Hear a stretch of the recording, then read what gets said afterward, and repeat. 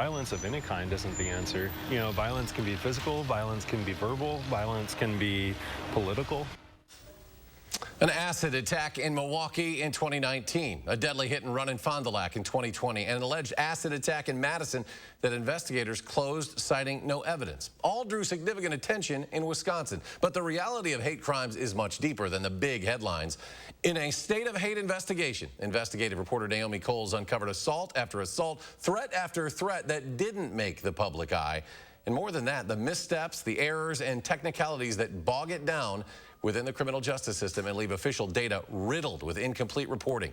But first, a warning tonight. Some of the visual and audio evidence from hate crimes we reviewed is very disturbing. We're including it because we don't want to whitewash or censor the reality that some victims have experienced, but you may not want your children to watch.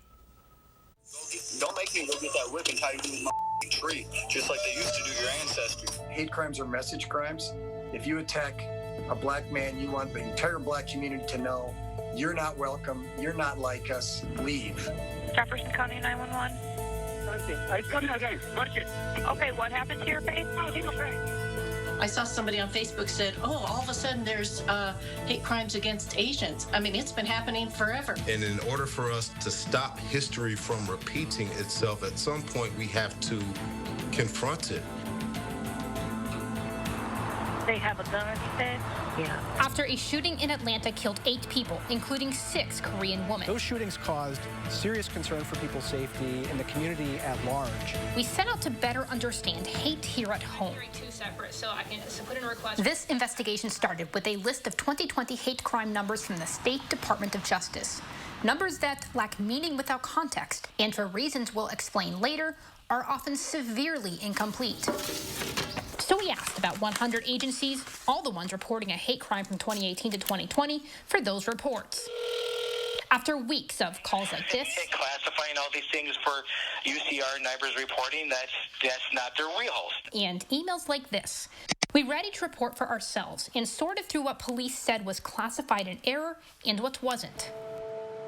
Taken together, what we know now paints a grim picture of hate in Wisconsin today and the missteps that still happen with its investigation and prosecution. Hate is not a Republican issue. It's not a Democrat issue. It's a human issue.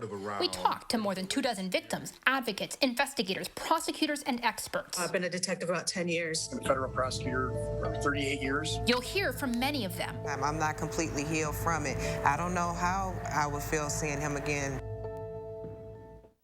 But first, how hate crime works. State law protects 6 classifications: race, national origin, religion, color, disability, and sexual orientation. Hate is not its own crime. It's a penalty enhancer. And we'll explain later why that matters. For now, that means police have to take extra steps to investigate it. That's one reason why the reports we're sharing here represent only a fraction of reality. They're only the crimes reported to police, who then recognized, investigated, and reported the hate that motivated. What those are, right after the break. Welcome back to our State of Hate investigation. In almost every category of protected group, reported hate rose significantly in Wisconsin last year. Official data shows a 55% increase. In investigations we reviewed, some missing from official data, we found at least a 75% increase. The vast majority are based on the way a person looked or their perceived ethnicity.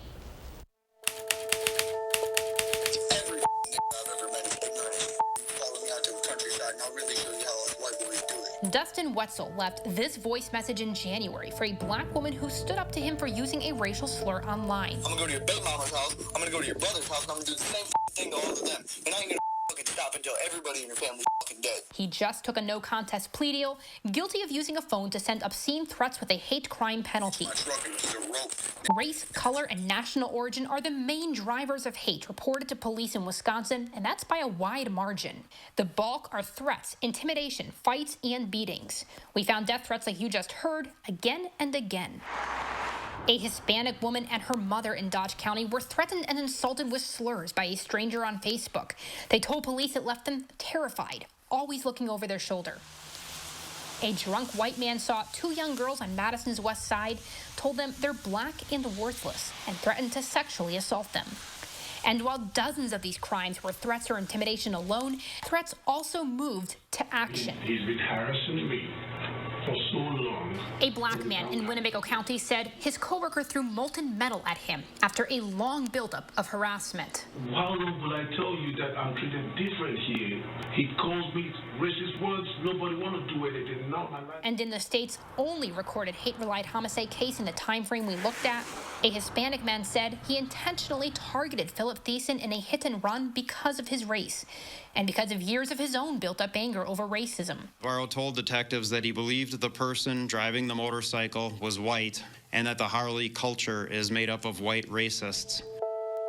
11-year-old boy, he was punched in his face, grabbed by his neck, and my other daughter, which is 8, she was pushed to the ground as well. Tashiana Northington and her children were beat up in a Woodman's parking lot last year. He was calling us the N-word, like you stupid ends, you know. Our analysis found anti-black reported crimes in Wisconsin more than doubled in 2020. This while thousands took to the streets through the summer and fall to protest police violence and racial discrimination. Scrawled in paint on train tracks, roads, and overpasses around Wisconsin, black people were told over and over to die. A high school student in a Snapchat group was charged after saying police should have shot Jacob Blake even more, called for Slavery 2020, and that he hated all blacks and women. A spike in pandemic-related anti-Asian crime last year is almost completely left out of the state's official statistics even when hate charges occurred. We'll talk more about that later. Police report just 2 last year, despite accounts across Wisconsin of anti-Asian slurs, graffiti, and attacks. There's often language barriers. Other times, it's victims unwilling to talk. Or many distrust the police because maybe the countries they came from, the police were very corrupt there. Somebody showed up to the office and threw a rock through our door. In the fall of 2019, publisher Patrick Faribault shut down the Our Lives magazine offices for good and went remote. We are the only LGBTQ media left in the entire state. Magazine has been targeted literally since the very first issue, which was 14 years ago. Distributed through mail and these boxes around Madison, he's battled vandalism and box damage for years. But like most of these types of hate crimes, there was never a suspect. Things kept escalating. So that's when I did finally go and ask the police if there was anything they could do about it. Anti-LGBTQ crimes are increasing in severity, with gay-friendly bars or their patrons often in the crosshairs. And last year, a transgender professor in Eau Claire was harassed online and told to commit suicide. It's gotten worse over the last couple of years. Sometimes, Steve Starkey with the Outreach LGBT Community Center in Madison says, a gay person's rights and safety comes down to their zip code. In Racine, there was a young black gay man that was beaten so badly that his jaw was broken and all of his teeth had to be removed. The suspect wasn't charged when a Winnebago County teacher was left threatening phone calls, saying he didn't want his children taught by a Jew. Anti-Semitism is by far the most common anti-religion crime in Wisconsin, often looking like graffiti swastikas, threats, and intimidation. And finally, it's children who often bear the brunt of anti-disability hate in bullying and attacks at their schools. We have to go back to the roots of this, right? What's going on in the homes? What's being allowed in schools? I asked Patrick and Tashiana, what's your message for hate crime victims? That part's tougher. People who are targeted, you need to know that they're not alone. I say the healing process is the major key to be able to continue on with your life.